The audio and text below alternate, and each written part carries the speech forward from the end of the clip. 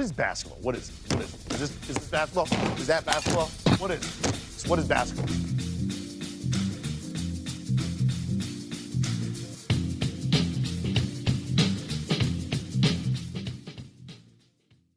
Welcome back to episode 3 of the Solving Basketball podcast. Today I'm on set in Las Cruces, New Mexico in the office of Coach Chris Jans, my former boss for a year last season. Thanks so much for coming on, Coach. Hey, Jordan. Thanks for having me. It was 1 year. Wish it would have been longer, but we certainly loved being around you for the year that we had you, and happy to be a guest on your podcast. I really appreciate it. The biggest name that we've had so far. This is the celebrity appearance. Strive for more. Strive for more. So the first question that I ask all guests here, and I'm pretty interested to hear your answer. If we walked downstairs to the practice gym right now and I went under the basket and you took 100 free throws in a row, how many are you making? I never was a great free throw shooter. I think I'm better now than I was then. I'd say about 83. 83, pretty high number, but I think 83 would probably be pretty fair. Okay, and that puts you in second place, ahead of Ken Pomeroy, but behind Corey Alford, who said 85. Well, I'd expect to be behind Corey Alford. I mean, just with the Alford name, I think they probably shot free throws coming out of the womb. So I think Coach Jans might be being a little modest here. I did my research. I didn't know any of this, but he played Division III college basketball at Loras College, and he averaged 28 a game his senior year, and he set the Division III record for most three-pointers in a season at the time. I don't know how much research you did, but I also set the record for the most three-point field goal attempts in a season as well. So, yeah, blast from the past. Made a bunch of shots my senior year. We had a young team, and my head coach at the time, Brad Soderberg, who is now the right-hand man for Tony Bennett and a former Division I head coach himself at St. Louis, and very successful coach, basically came to me my senior year and said, hey, we're going to completely change the system and kind of turn you loose and kind of rely on your ability to shoot the ball. And, man, I was like a kid at a candy store, because up until that point, as you can imagine, playing for someone that had played for Dick Bennett and was a very young coach. He was mid-20s when he was our head coach at Loras, and it was blocker mover and 7 passes before you looked at the rim, and on and up the line, and everything was about defense and toughness. And for 3 years I played in that system, and then all of a sudden he said, hey, when the ball is shot, streak down the right side of the floor and get ready to score. And I'm like, oh my God, are you kidding me? And so yeah, it was fun. It was fun to play in that system, and but I shot it a lot, and it was a fun year to be able to play it in that system, and certainly very fortunate to have played for 2 coaches in Division III. Mike Jaskolski was my coach my freshman year, and then he moved on, and then Brad Soderberg was the coach the last 3 years. Both are former Division I head coaches that are still in the business. Coach Jazz is now at Cardinal Stritch up in Wisconsin, but he had been at Towson and been at Miami and Florida State with Leonard Hamilton, and Coach Soderberg, like I said, is with Tony Bennett. So I didn't realize it at the time, because I didn't know what I was going to do when I got out of college, but it certainly helped prepare me and provide a solid base, to be able to be a coach at the college level. Which brings us to my next topic here about your beginning career as a head coach, and you won the 1998 National Junior College Championship at Kirkwood. So I'm curious, obviously I know your coaching style having worked with you last year. We'll get into that a little bit more for the listeners, but what's the biggest difference between your coaching philosophy back in 1998 when you won the national championship to now?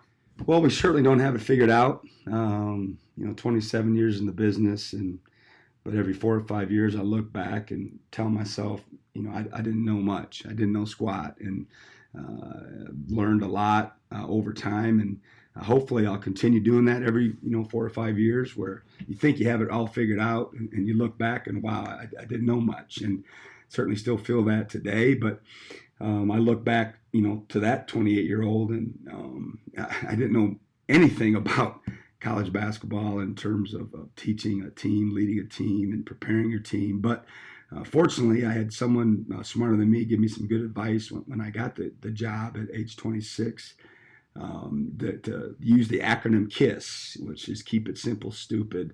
And so I held on to that, and I just taught what I knew, and like I said, I had worked for a couple different guys at that time. I'd been at Elmhurst with Scott Trost and Grandview for Jay Dull, who was an assistant at Loris when I played, and then the two head coaches I played for. So basically, I just kept it real simple, and we ran 4-out motion offense with a few sets, and we guarded the heck out of people. We played man 99% of our possessions, and we denied all over the floor. Every catch was a deny, and we tried to turn people over and score off our defense because our offense was pretty vanilla, and we relied on our defense and having good players to score the ball. But I wasn't trying to reinvent the wheel. I wasn't trying to overcoach them.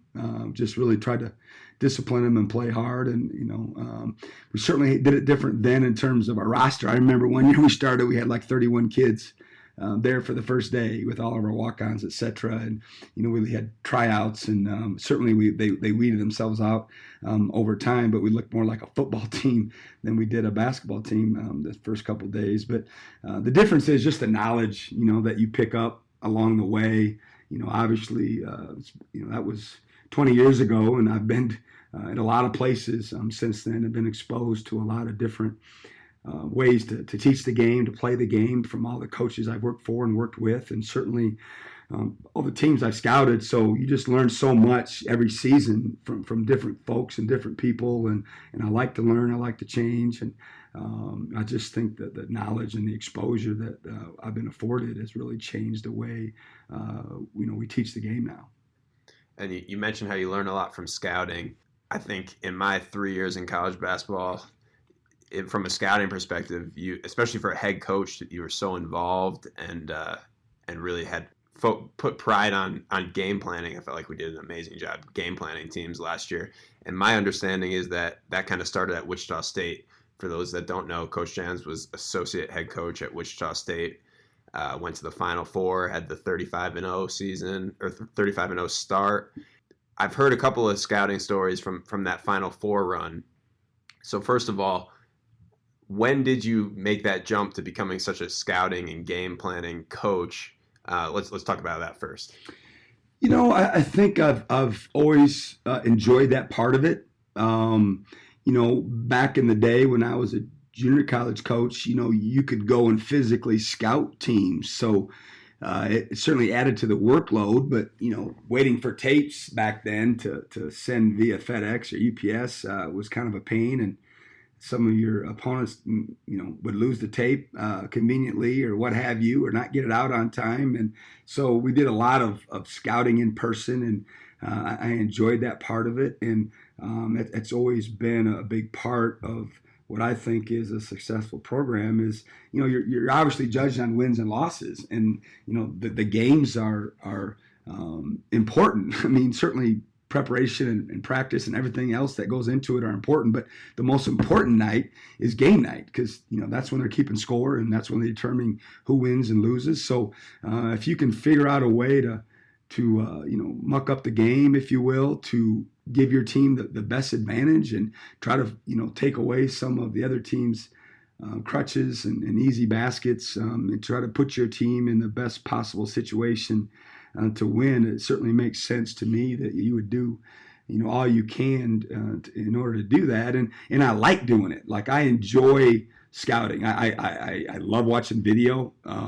Once the season starts, I watch video daily, either of our team or someone else's. And certainly when the games start rolling in, I mean, everybody's doing it across the country. And I've been an assistant probably more than I've been a head coach. So that scout mode has always been a part of my DNA, and it just hasn't changed. I mean, certainly our staff does their part in being a lead scout for each and every game, but I'm involved in every game. And when I was at Bowling Green for the year, I actually did every scout, and I learned that was too much. It wore me out. It just stressed me out, and it was too much for me to be the lead scout on every game. And so we certainly have switched that since then. But I love being a part of it. I love trying to figure out a way to manipulate the game in order to help our guys. I think that's a huge responsibility for the head coach and for the whole staff to help them as best we can. And certainly we're not right every time, but we're willing to tweak things in order to put our guys in the best position possible. And obviously working for Greg Marshall, he had a very similar mindset. And one thing you love about working for him is not only does he allow you, he expects you to coach and to teach and to be very deeply involved in the game management or scouting of the opponent. And so he allowed me to dive into that. And once I proved myself, he leaned on me more and more every year. And I took pride in it. And certainly when we made those runs, we did some neat things. And, you talk about the Ohio State game.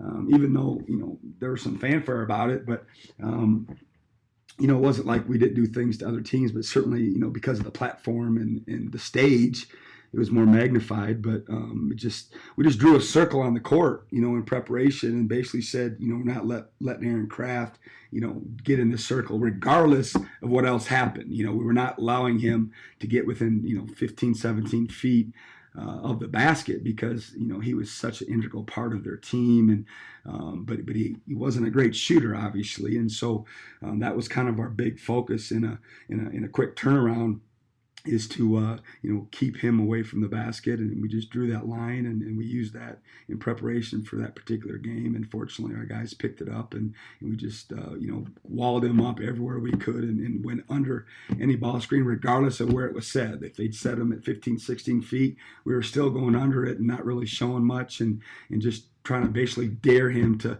shoot the ball. And I think it really just took them out of rhythm from what they normally did. And that was that the round of 32?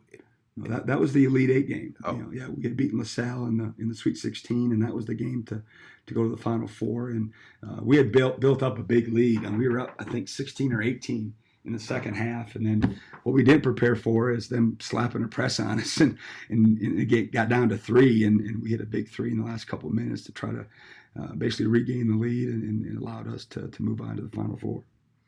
The other thing from the Wichita days is I know that's when you got into analytics.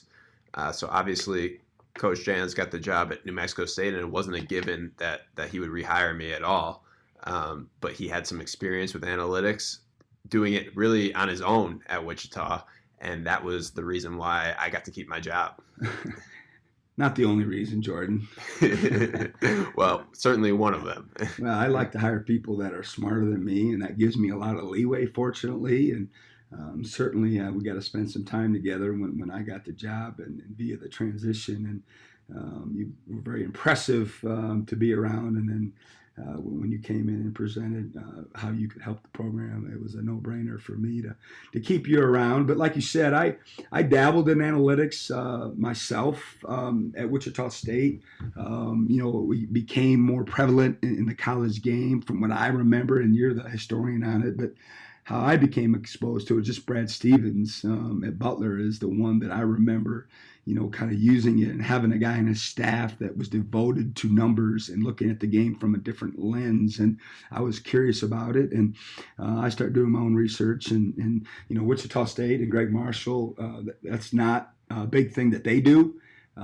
He's obviously been ultra successful his whole career, not just at Wichita State, but prior to that at Winthrop to lead that program to 7 NCAA tournaments in 9 years, and then come into Wichita and make it the monster program that it is. I'm sure his mentality is, why would I fix it if it's not broke? So that's not something that he leans on. But for me personally, I was curious about it. So I started doing it on my own with a younger person on the staff, and we started breaking the game down analytically. And I just tried to use it for my own benefit and maybe help with some decision making that I had when Coach would ask me about things. So even though he probably doesn't realize it, we did have analytics within our program. It's just it wasn't something that was as obvious maybe to everyone else. And then certainly when I became a head coach, it's a part of our program. I love having someone on our staff that looks at the game differently than maybe the coach, the quote unquote coach does. Most of the guys on our staff are coaches, and then they know they want to be basketball coaches, but they're not necessarily educated in analytics. And, it certainly makes sense to have different perspectives on the game. And working with you last year reinforced what I thought about analytics, and in the foreseeable future, I can't imagine not ever having someone on my staff that is very educated in analytics and knows it inside and out. And it allows us to just look at the game differently, and obviously you know it better than I do, but just to be able to look at it from a scouting perspective, certainly, but probably more importantly from a self-scout, and try to help our players individually understand the math of why you should shoot this shot more so often than this particular shot. Certainly it's a fine line, and you've heard me talk about this a lot in the locker room, that you don't want to take away the guys' reaction and aggressiveness, and you don't want them thinking about if this is a good shot or not analytically during the game, but you want to educate them and get them to understand how it could help their efficiency, which in turn will help our team's efficiency on the type of shots, that we're shooting. And so we do use it. We use it in our individuals. We use it with our individual players. We use it as our team to show our team where we'd like to have most of our shots be taken. And certainly from a defensive perspective, we use it to try to help our team, understand the other team's strengths and take them away, getting back to, the scouting hat that people wear throughout the season. So, I'm intrigued by analytics. I'm certainly a novice compared to people like you, but I enjoy it, and it's a part of our program. And, we replaced you with Sean McClurg, which, again, thank you, by the way. When Jordan left, I asked him to give me a name or two of a possible replacement. When he asked what I was looking for, I said I would like your clone, and he gave me two names, and we ended up hiring one of those two, and Sean McClurg is our new video coordinator, and he's hit the ground running, and he definitely rolled out the red carpet for Jordan when he walked in today. He was excited that Jordan was coming back to spend some time with us. The one thing that you didn't mention about analytics that we use it for is recruiting. I think that's an area that most coaches don't even realize they could utilize it. So we any recruit that we had on campus, we talked about how we were going to improve their game basically with analytics. Yeah, I left that on purpose. I didn't want these other coaches to learn about that. No, you're right. We definitely used it heavily there, and we had never done that in the past until I came here, and I think it helps. I think the players, in my opinion, what you've learned is almost every player in this level above wants to be a pro. They want to get paid and to play this game for as long as they can. And with the opportunities that are out there, I mean, certainly not all of them can, but a good majority of them can at this level and beyond. And so if you can show them that you can help them increase their ability to eventually make money at playing basketball, they're very interested in it, and they're all ears. And it's been certainly a helpful hand in the recruiting process for as well. I will say one challenge I had working for you and Lou Godino, who was big into the scouting last year, is you guys were scouting at such a high level, not missing any details, that it was pretty hard to provide value from an opponent scouting perspective in analytics. I definitely think that was something that I tried to get better at as the year went on, but self-scouting, recruiting was probably easier. So I wanted to get into your style of play now in 2018. We already talked about 1998, but we can compare and contrast a little bit. But the one thing that you've told recruits a lot is at New Mexico State, this was your first time taking over an established program, that you've taken over a lot of programs that hadn't been used to winning in the past and had to flip the switch. But New Mexico State's a lot different. No question. I've been a head coach at 6 different places now, and certainly different levels, but in the 5 previous stops, for the most part, those teams had been losing. And so I was coming in and trying to establish culture more than anything else, and mindset more than anything else, and to try to turn around the results at the same time. And this was different. They had won a bunch of games the previous year, and they had a reputation and a tradition of winning at New Mexico State for decades. Certainly, they've had some rough years at the same time, but for the most part, New Mexico State names recognition in our business is winning. Back to the 70s and the Final Four year, and then the Sweet 16, and then just the recent run of NCAA tournament appearances. And so it was different. It was more pressurized. It was more, hey, you don't have much room for slipping up. You don't have much room for error. These folks around here expect to win, and if we don't, I'm not sure what it would be like. I didn't have to experience it, fortunately, because we won at a high level and had some huge wins along the way before it, culminating in appearance in the NCAA tournament. But it definitely is more of a stressful, pressurized feeling taking over a program that has won more than it has lost. So that was new for me.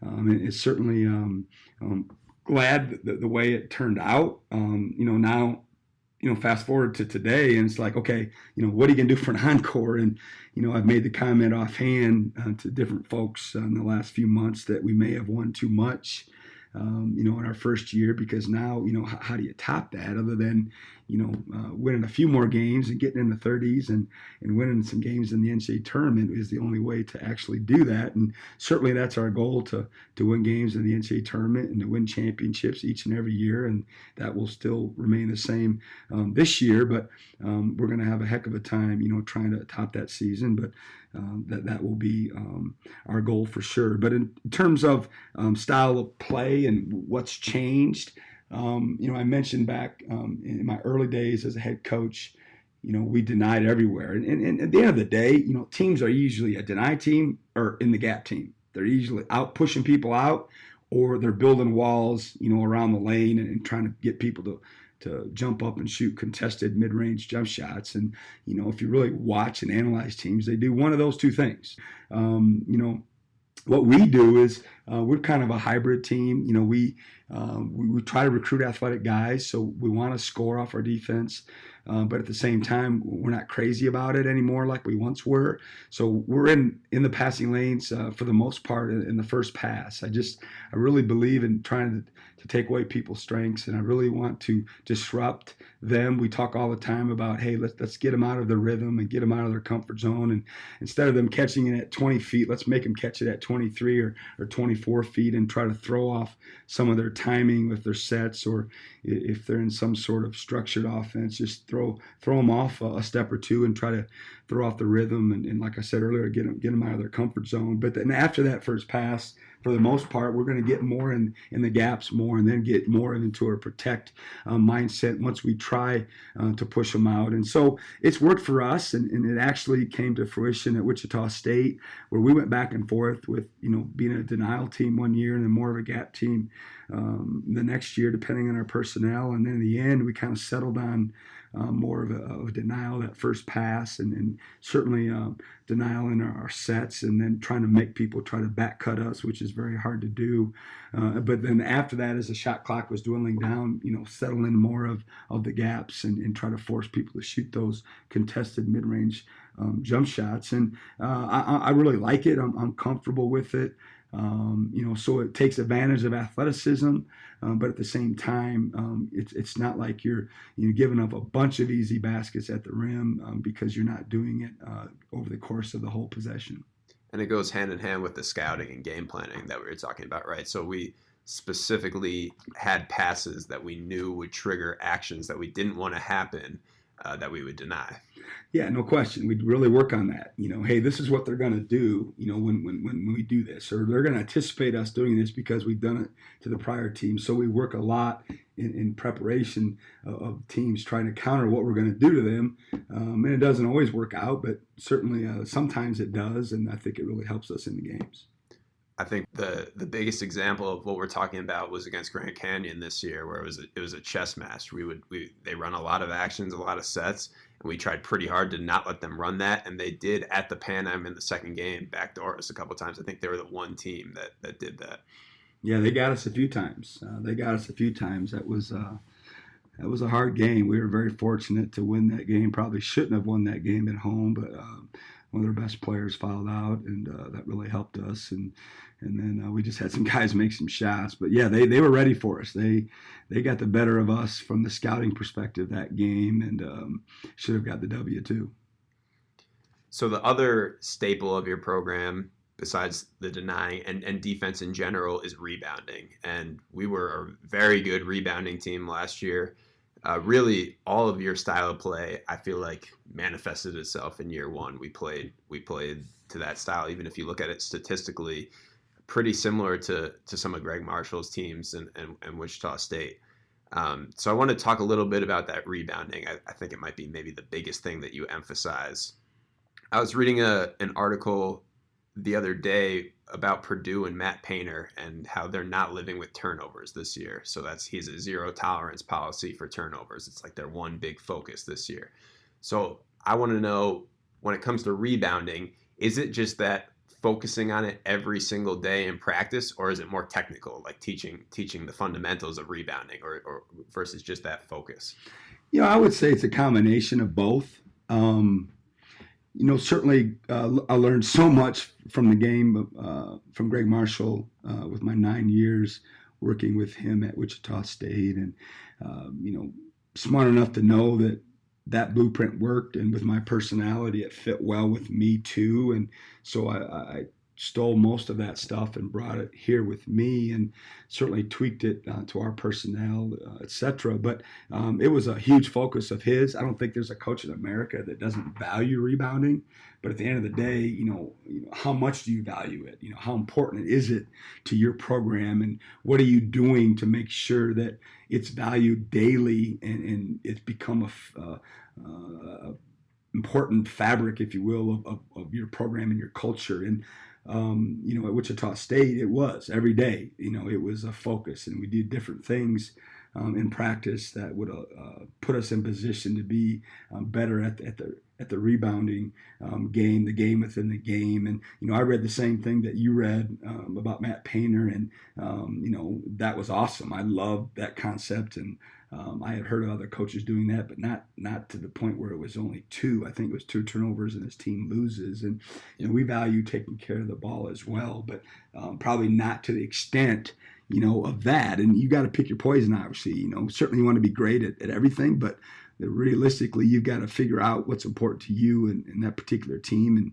and then try to be, average or above average at everything else, and be elite at some things. And, we've chosen to try to be efficient defensively. And at the same time, we feel like rebounding is a huge part, of being efficient, because you can work your tail off all possession and have great scouting, etc. But at the end of the day, if you don't finish the possession with a defensive rebounding, it's like walking out your door for vacation, not locking the front door and letting people come in and take your stuff when you've done everything else in leading up to leaving. And we talked to our team about that as well. But, part of it is just having really good competitive players. Last year we had Jamario Jones, who was top 3 or 4 in the country in rebounding at 6'5", $190. And, we're going to find out this year if it's more of our culture and our emphasis, or was it more about, Jamario Jones just being an elite rebounder. And we're going to figure that out this year, because he's not here anymore. And we're not a tall team. We're not last year we weren't a tall team. If you look at the KenPom numbers, we were the bottom 25%, I think, in overall height, and we'll be the same this year. And we still were able to be efficient in those categories, rebounding and defensively. And so we're going to see if our culture and what we're teaching can stay the course, rather than it being about having the right guys on the floor. You mentioned Jamario, and like you said, he's 6'5", not even incredibly athletic, but just a very, very high motor. He played at Hill Junior College, and he set the junior college national tournament record for most rebounds, and then did the same exact thing in the WAC tournament last year. Was he the best rebounder that you've coached, the most instinctive rebounder? Not even close. I mean, not even close. He's just competitive. He just went and got the ball. If you ask Jamario why, he can't tell you how. He just goes and gets the ball, and it's something he's done his whole life, and he's just ultra competitive, and he certainly had great instincts, and he had great quickness. When watching video of him, he certainly would love to take some credit for his rebounding numbers, but that's not fair to him, and it was about him and his ability to go get the ball. But I think when watching video, his attribute that helped him the most was he would just beat checks. He was just so quick. And it was like he was a running back, and he had these moves one-on-one in the hole, and he'd elude the defender's check, and they wouldn't be able to touch him, and that allowed him to go get the ball. And he had pretty long arms and had great hands, and he just had a nose for it. He was instinctive, and he was a luxury to coach. I hate to even talking about him because I love the kid, but I wish we had him back, because you just knew he was going to get 10 rebounds every game. You could just book it, and then some games he had 15 or 20, and you're like, wow, that was impressive. So we're going to miss him, but like I said earlier, we're going to see if these things that we're teaching are working year in and year out. And yeah, he had 3 rebound games in a row during the regular season. The other thing that he did, and I think this is a good example of analytics or tracking, is you let him get a rebound and go and push and go. And that was something that I was tracking all year. I think about 10 games in, I gave you the numbers and put the film on your computer. So it's not just the numbers, or it's not just the film. It's both combined. And we were monitoring how our offensive efficiency was when Jamario pushed the ball. He definitely turned the ball over a little bit, but we also got a lot of rhythm threes. Jamario had a really good knack for finding the right player, right? He would always find Zach. It seemed like Zach Lofton in transition. Yeah, see, you did help us more than you think. No, I remember you and I putting our heads together, and, because I wanted to know, how much is this helping us? Because we're allowing him to do it, and, it made him feel good. He wanted to do it. And to take that away, I think would have taken away some of his aggressiveness and some of his love for competing, and we didn't want to do that. But at the same time, we wanted to track, how analytically it was helping or hurting our team. And he led us in assist raw number wise over the course of the season, and a big reason of that was because of his ability to push rebounds, and he got so many of them. And certainly from a defensive perspective, I don't like defending that in transition. I don't like to defend 3s and 4s who get rebounds and don't outlet and push the ball. It gets you in bad mismatches, which eventually come out in the wash, with the ability to block those guys out and cover the defensive glass. So, hopefully this year we'll have some guys that will be able to do that. I don't know if they'll be as proficient as Jamario was at it, but I do know that when you allow those 3s and 4s to push the ball on when they get their own rebound, that it creates havoc for the other team defensively, and hopefully that'll be something that will continue to be a staple of what we do. The other distinct role in your system is the point guard. So you have very specific rules that I'd say I've heard you repeat to either AJ or Sean a good 10 or 15 times to make sure their headspace is in the right place about their role. So what do you look for in a point guard?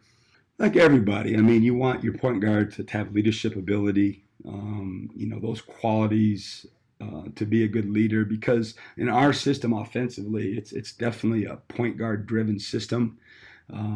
He has to be a quarterback. Certainly at this day and age with positionless basketball and spreading the court and either dribble drive or ball screens, you got to have a bunch of guys on the court that can either shoot it or create, for each other. And, our guys, have been with us for 2 years now. We had them both last year, and now they're back for their junior seasons, which is a great luxury for us to have point guards for 3 years in the system.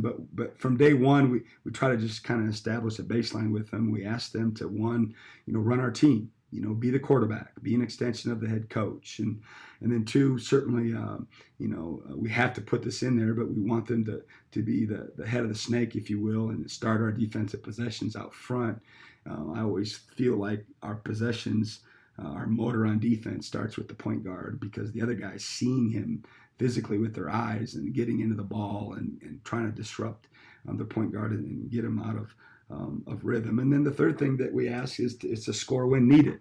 And for some, that's more than others. It just kind of depends on their skill set. With the guy we have right now, AJ Harris, he's probably mentality-wise more of a scorer than he is a point guard. And that's something that we really had to work on when we arrived, to get him to try to look at the game a little bit differently and be more of the quarterback, but knowing that he has the ability to goal score when needed. And he's really done a good job of understanding that and playing more of the style that we want him to play. But it's awesome, to have a guy out there, especially when the shot clock's running down, that can, because of his speed and quickness, can create an advantage on his own. And so it's a balance that we're trying to get with him and Sean to understand that, hey, we don't want you to take away your ability to score or to feel like, you have the ability to score, but at the same time, there's a lot more on the plate for you. And so we just try to keep that as our base for them from day one. Positionless basketball is something I wanted to talk about with you. So I'll give you my opinion and see what you think. In your system, on dead balls, I feel like you weren't positionless. 1, 2, 3, 4, 5 were very important on dead balls, which is maybe a little bit more old school. But the idea there is we don't have an advantage. The ball is dead. That's where points per possession is the worst. So that's where we were getting organized and running something that you felt based off of the other team's defense, their personnel, that we wanted to run. On live balls, so after defensive rebounds or after steals, we were pretty much positionless. Is that about right? Yeah, you're way smarter than me, and probably if I would look at it from outside looking in, I would agree with that. It's I'm not smart enough to understand, maybe the reasons why we're doing it, other than I know it works, and I've been around it, and it's worked. So I would say that's a fair assessment, that, we try to be organized and old school, if you will, with our numbers and our positions to try to score, when the defense is set. And like you said, that's the hardest thing to do in basketball, is when they're set and try to create an advantage and score the ball. So we do try to gain advantages that way and be organized and be strict with our positions. And then when it's loose balls or long rebounds or defensive rebounds or what have you, we just try to let them, be aggressive and score against mismatches and score while they're still trying to recover to get back to a helmet on a helmet and get full strength defensively. And so certainly I would agree with what you're saying. And like you said, it's working. I like it. But we got to get better offensively. I mean, I spent the summer watching a lot of video. I got a lot to learn and a lot to get better, and there's a lot more coaches out there that are smarter than me. And so I enjoyed, I think it was you that put a bunch of video on my computer before you left, and I had some long plane rides this summer and some trips we took, and I was able to watch hours of other teams that are better efficiency-wise than we are, and hopefully that'll help us this year. We tweak some things that we're doing. We're trying to, obviously, with our numbers defensively, try to keep that the same and not let up there, but try to, tweak the things offensively to put ourselves in better position, and hopefully it'll help us this year. That was the last thing that I did before leaving in the spring, was give you a bunch of teams that you were interested in watching. But the other thing I did was every play, every set we ran, the numbers in terms of what our efficiency was on running them off. So I know you kind of did like an audit almost of the offense. Yeah, it was disappointing. It was disappointing. It was enlightening though. It's allowed us to, it's not that hard to figure out, hey, if you're not scoring very well in this set, then why are you running it? And so we'll just throw those out and try to make up some new ones that try to give us a better advantage to score. So this next part, I wanted to find some what I'm calling Jans-isms. So every head coach definitely has certain verbiages they say on a day-to-day basis. I came up with a couple of them, but then I actually had to go to the rest of the staff who's been around you a little bit more recently, and I think I've got some good ones. So the idea here is... okay, I'm not looking forward to this part. Here you go, because I have no idea what you're going to say. I'm gonna read off a saying that when someone on this current staff told me, it would make me laugh, like, oh yeah, he does say that, and then I want you to give some more context on what that might mean. So most of this stuff is what you tell the guys either in film or on the court. So the first one is all you got to do is go. Yeah, I believe in that wholeheartedly. It's a pretty easy concept, and we're talking about offensive rebounding. And, I would say the majority of offensive rebounds are below the rim unless you're tip dunking it. And, it doesn't matter how big you are, how tall you are, how fast you are. If you just go, you just got to go. And if you're disciplined enough to go every time, it doesn't matter, how you're built or what your athleticism is. You just run into enough of them. And so we try to instill that into our guys' heads and keep it real simple to just go, just go to the glass and the ball will find you. I played on an intramural basketball team this past year at New Mexico State, and we almost named our team that. All you got to do is go. That was almost our team name. The next one, good players always know where the ball is. Yeah, that's a Greg Marshall statement. When he first said that, I'm like, wow, that's pretty simple and sure makes sense to me. I mean, the game is the game. Every game has its own set of rules. Every game has a different set of equipment. And for basketball, it certainly makes sense that, the ball is pretty important. So regardless of what you're trying to do, what facet of the game you're involved in at that particular point in time, you better always know where the ball is, offensively, defensively, in transition, and blobs, and whatever. You got to know where the ball is. I mean, that's a big part of the game that we're trying to play because it is a game. Knowing the rules and understanding the game is obviously really important. And so we try to instill that, to our guys at all times, is regardless of what we're working on, regardless of what type of technique you're trying to do at that particular moment, you better know where the ball is. And I'm not sure where he got it from, but I remember him saying that early in our tenure there, and that's always stuck with me. This next one, I've heard you say it to players. I've heard you say it to the media. I don't coach their team. Yeah, I mean, we have no control of what they're going to do. They're obviously on scholarship, and they got a bunch of coaches too that are trying to manipulate the game and try to attack us. And we've got to understand that it's not going to be cookie cutter. There's going to be problems during the game, that they're going to surprise us. They're going to put us in tough positions, and we've got to recognize it during the game. Certainly, that's why I have guys like you, on the staff that can see the game differently and are maybe in a different emotional state than I am. And, that's important to me for our staff and players to be able to understand, that this other team, is trying to do the same thing that we are. And certainly that's, I think, where the in-game adjustments, come into play more than anything else. This one I feel like is definitely something you say in film a lot. Don't show me what you can't do.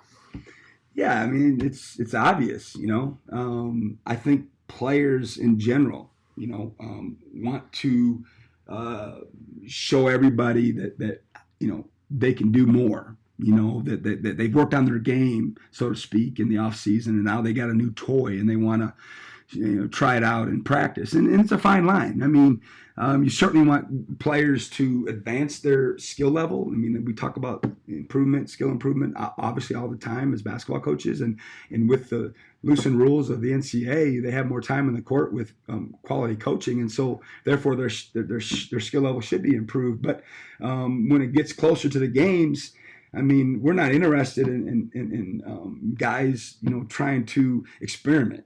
Certainly games aren't the time for experimentation. If they're trying to do things in a game that I've never seen do, then they're going to get, blistered about it, in film, because it's not the time for it. And certainly in practice, it's something that we say to them when guys are maybe trying to do too much individually and not sticking to their strengths. Every player from Michael Jordan, Kobe Bryant to the guys at New Mexico State all have strengths and weaknesses. There's no perfect players out there. And it's hard for some people to grasp that and to understand that, it's okay, if you're not a good dribbler going left, then just don't do it very often, and we say it to try to keep it as simple as we can.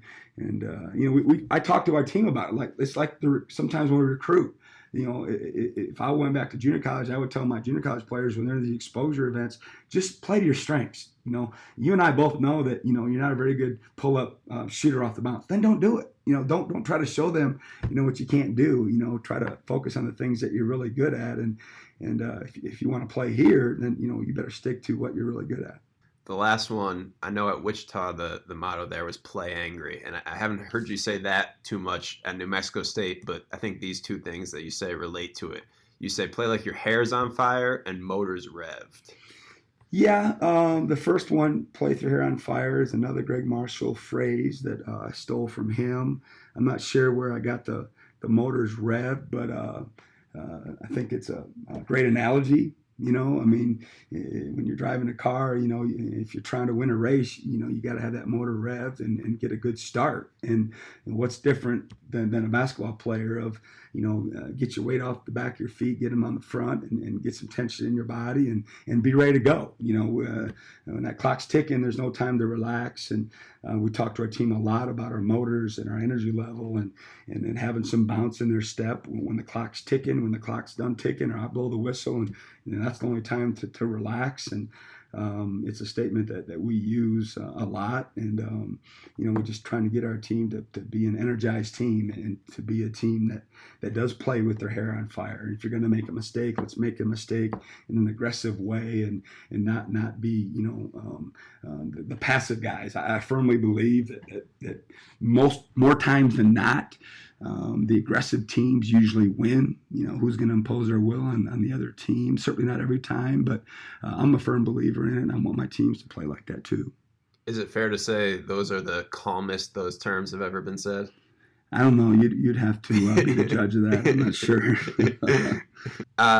Lastly here, I want to talk a little bit about this year's team, and specifically you have a practice later this afternoon, and I'm just wondering from a coaching perspective, what are you looking to get out of that practice this time of year? So are you focusing on everything? Are you singling in on a couple of things? How about from a practice perspective? Everyone has staples. Ours are defending, rebounding, and toughness. And so that's always running through our program. It's the bloodline of who we are and what we want to be known for. I believe in those things. And so we're always, working on that. But at the same time, I'm no different than everybody else. I mean, today will be our 10th practice, which is a third of the way through before we start competing against other teams, which changes kind of your mentality when the games start coming. We're winning and losing games every day. I tell them, the analogy is we got 30 practices, we got 31 games. And, the way I look at it, are we winning or losing today? We're winning or losing games today. Are we going to win this game? Are we going to win the day? Or is it, we're going to take an L? There's many years when you look back at your teams and you wish you could start over. And I talk to my team about it. I don't want to have that feeling. I don't want to feel like we haven't gotten better each and every day. We don't have we didn't have the right mindset or whatever the case may be. And so we're certainly working on all facets of our game. We still got a lot to put in terms of end of the game and blobs and side outs. And like everybody in the country is trying to do, you want to be prepared for anything once the games hit. But I think the having your staples and your culture as a backdrop of every day is huge. And you got to just, pick your poison and try to, decide, what you're going to be great at. And so this year, we're trying to get better offensively. We don't want to take a step back defensively, but at the same time, it made sense to me to work on offense more than defense and tweak offense more than defense just because the numbers said so. And so we're really trying to be better at our spacing, be better at our positioning with our players on the floor and try to make our offense more efficient compared to the year before. So we definitely have maybe a little more emphasis on offense than we have in the past, but at the same time, we certainly don't want to slip on defense at all. But we're just trying to have the right mindset every day and trying to get our team prepared for these upcoming games. Well, thank you, and I'll let you do that. This has been extremely insightful, and I know I took up some of your time, so thank you so much for coming on, and best of luck with the team and heading into this year. I appreciate you having me on, Jordan. It was a treat, and obviously I loved working with you, and certainly when you're ready to come back in the business, we'll keep a place warm for you. But very interested and intrigued to follow your career, to see where you end up. And certainly, like I've told you before, I mean, whatever you decide to do, you're going to be very successful at. And I wish you luck going forward. Thank you, Coach.